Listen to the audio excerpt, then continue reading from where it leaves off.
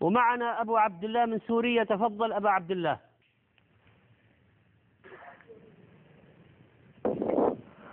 السلام عليكم. وعليكم السلام ورحمة الله وبركاته. بارك الله فيكم يا شيخنا محمد بن صالح المنجد. حياك الله يا شيخ، بل أنا أخبرك بما هو أطم من ذلك. تفضل.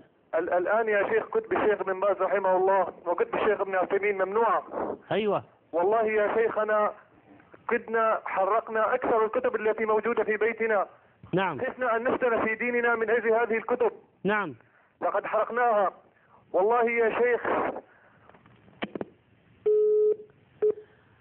أبو عبد الله قطع الخط لسبب ما ندري ما هو.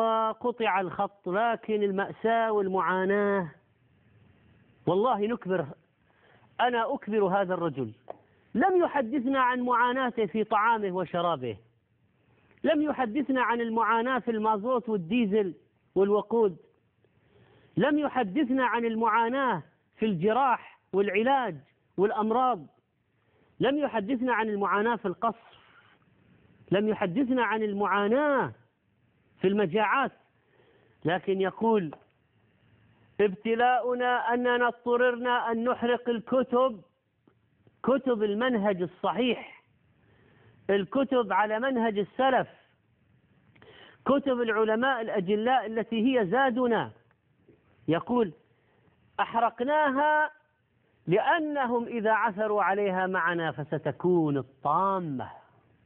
واضح من كلامه.